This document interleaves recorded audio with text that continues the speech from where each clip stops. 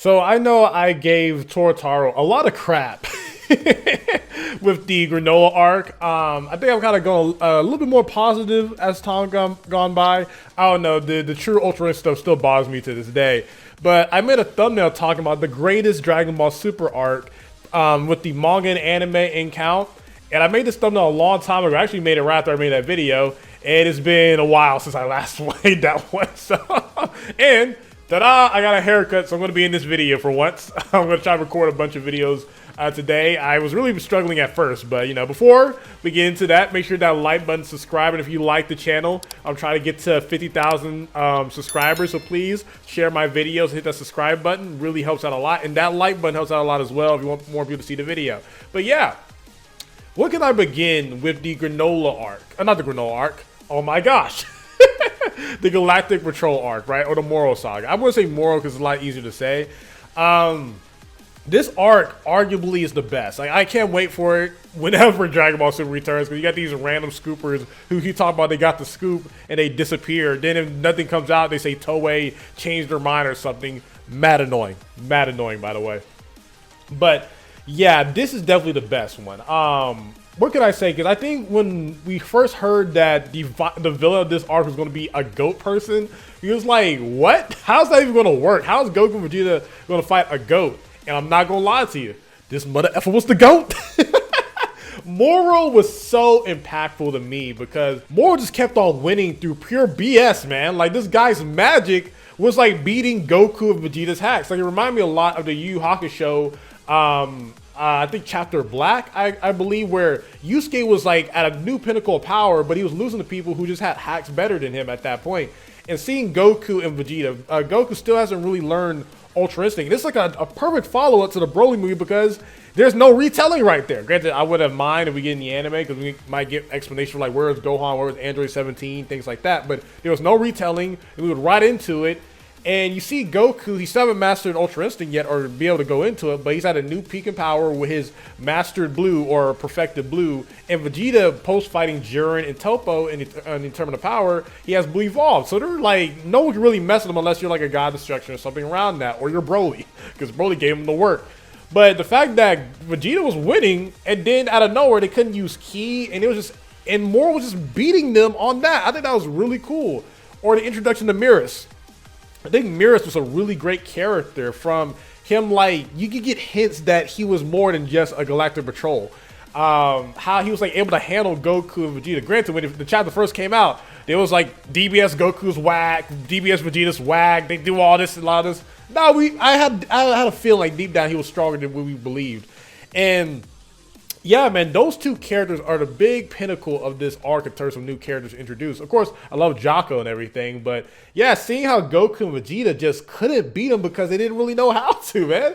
And this is the best Pure Buu / Majin Buu has ever been. They actually allow him to do something, and he awakens the Grand Supreme Kai. That was incredible, man. To actually get some character development there, to get some more lore of how like Kid Buu actually had God Ki. He just had no idea how to access it, and that traveled down from like, I guess because I remember correctly, again, I haven't read Reddit, but I just know how great it is because I read it a couple times last year, but I just know that the Grand Supreme Kai used up pretty much all of his magic to seal away Moro, and even though Majin Buu with the Grand Supreme Kai's powers is really powerful, he's not at his peak where he was when he first fought Moro. And I thought that was really cool, man. And also to get like incredible like dark scenes where you had like the Namekians getting bullied for the 100th time come in and go after Moro, and Moro just one-shots them. Or the character development for Vegeta where he feels bad for what he did to the Namekians and he was trying his best to defend the Namekians against Moro. Or him like getting more lore with the Yardrats, because we all just knew that the Yardrats had the ability to teleport. Hell, we even got more of that in the Determined of Power. But to see that there was a lot more stuff that Goku could learn because he wasn't really attached with his spirit or something like that, he didn't have much time. And seeing how Vegeta's able to do a lot of stuff that Goku couldn't with the Yardrats, and even though I didn't like it at the time, it was cool seeing Vegeta try to use some of Goku's techniques, like the instant transmission. And when he had to come to save Goku, he actually got it down but he just said, I'm not going to like really master this, so Vegeta's never going to use instant transmission again. That's more Goku's move. And we saw it in the Granola arc where Goku was the only one who could use instant transmission against gas and stuff. So I thought that was really cool. I thought that was really something, and also to see Vegeta in the Yard Red outfit. I thought that was great stuff. To get the switch of Goku being the first one to show up to save the Z Fighters against Gas and like losing and Vegeta to step in. I think that was a really great move there.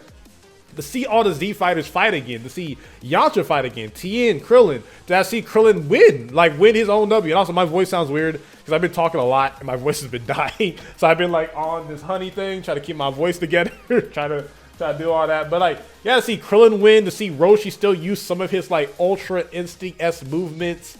7-3 was an incredible like little mini boss there for Moro and with Moro, and seeing Gohan and Piccolo team up to fight 7-3. I thought that was really cool, man. And yeah, UI Goku sign versus Moro was great. Seeing Goku like eventually lose and try to like, granted, I didn't really like when Goku was trying to put power to UI sign because it left this confusion. Like, he put blue on top of sign, but again, I think that was really cool. He was like still like dodging like the key absorption or whatever he was doing. Like, I forgot the magic, but I think Moro's magic was pretty cool. Granted, I wish he did a little bit more like, I don't know, like Harry Potter, Yu-Gi-Oh type like magic, but he did a lot of like lava bending type stuff. So either way, I thought that was really cool. It just added a different dynamic to the fighting.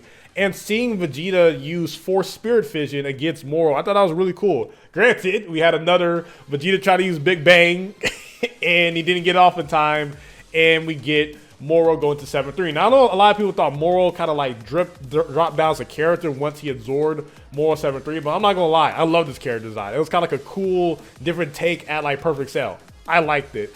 And seeing him like just one-shot Vegeta with his own Big Bang attack, and granted, I think Piccolo said something dumb saying that if Goku and Vegeta fuse, they wouldn't win. I don't think Gogeta is going to be touched by Moro 7-3. I don't know. Like, he has to touch him to do anything. But either way, though, how he brutally took down, like, I think Goku used a Kaioken Warp Kamehameha, even though is the manga's version of it. He, like, did, and Goku, like, blasted away his arm, but he literally went right through Goku's chest, and he was about to die, yo. And I remember people on Twitter talking about, that Goku was going to die? Goku got his lick back after. But yeah, man, like seeing everyone and there's also a misconception. People think that Gohan didn't get a rage boost once Goku was hurt. He did. It just wasn't enough to go against Moro. Moro said, "Oh, Saiyans get a rage boost," but that wasn't enough. And Piccolo tried to do self-destruction, but you know. And then also add on to it, I forgot as well, the training with Mirrors when Goku was fighting Mirrors, and like Mirrors is saying like it's kind of like you have to be able to turn Super Saiyan without having any emotion type of thing. Kind of like when Gohan unlocked potential release with Old Kai, talk about it's like turning Super Saiyan pretty much. So I thought that was really cool. And like all the lead up, I kind of figure like, okay, how do we take out Moro, because he can take anyone's abilities. He's so strong and fast. And seeing that Mirrors came out because he was like watching the fight with Whis, and they can't really be partial. And seeing that he sacrificed his life and like to be erased to save Goku, seeing Goku's shocked face, but he's able to control his emotions. Because like the anime and manga are slightly different how to handle UI. Okay, I just noticed like I like Two-Face here. The anime and manga are kind of different how they handle Ultra Instinct. Is that the anime, you can use your emotions to power up the form, and like the manga later on tries that with True Ultra Instinct. Hope the anime goes to a different direction there, but we see Goku's about to like low-key rage, but he controls himself, calms down, and asks Jocko what does it mean to be a Galactic Patrol or things like that, and he just goes UI. This is the coolest UIs ever looked in history, right? Better than like the Tournament of Power UI Goku in the anime. This is the best that's ever been. Like, he's walking around like he's Teen Gohan in the Cell arc or the BoJack movie. He's him, okay? He's like dodging, doing Neo, one arm. Oh my God, I hit my mic. One arm blocks. It's insane how much he's like beating the crap out of Moro 7-3, man. And I remember I made like a little rage video a while back talking about like when Goku eventually gives Moro 7-3 a senzu bean. Now I kind of realized that Goku kind of felt like he had it under control. And remember when he put a hole through Goku's chest before? Not this time. Goku like prepares, flexes his chest, and it breaks his entire arm. It's like, it's the most sickest, like most alpha crap ever, you know? Like, UI Goku in this moment is incredible. Then we get the twist, because like, I remember when Mirror's cut off Moro's arm, like we get the twist that, you know, Moro gets to use angel abilities and stuff. And my only problem with it is I just wish we had a longer fight, because I feel like the recent fights with Dragon Ball Super is like we only get the cool design for so long, so they turn to like some weird beast creature. And then we get a little bit of Goku's character flaw where he loses Ultra Instinct because because Moro fuses to the ground and all this type of stuff, but then he gets it back through the help of like Vegeta and the rest of the cast. So it's one of those things where they just didn't want a Goku win, they wanted a team win, which I don't mind. And Goku unlocks the UI avatar. It was way cooler here than it was in the granola art, and he finally wins. And it's like a win for UI, because you know UI won the anime. The manga, it was like, you know, he ran out of time limit, but yeah, we get like a shot at Oob, and then we get information that Mirrors comes back, but he's like immortal now, so he doesn't have to suffer not being able to help people, because the only reason why he was in the Galactic Patrol anyway, because he couldn't help people as an angel. This art was the best in Dragon Ball Super for me personally. Like, it had great character development for Vegeta and Goku. You had great new characters introduced. Random flying around here with Mirrors, and Moro is one of the greatest Dragon Ball villains we've ever had. He's like Goku Black and Goku Black and Moro, and I guess we could say Frieza. I think Frieza had a resurgence in Dragon Ball Super, are the best villains so far. I think Gas is the most like sympathetic.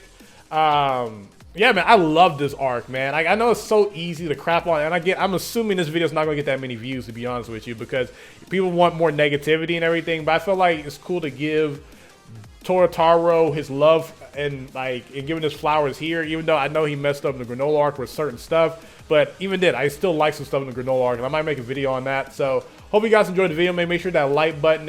If y'all want, I can talk about the positives in the granola art, and I can talk about some more positives. Again, I still want to review the original Z stuff, but you know, I just gotta make sure you guys are more interested. If you guys are not interested, I can't make those videos, man. So SonTJ, peace, love you all. Woo!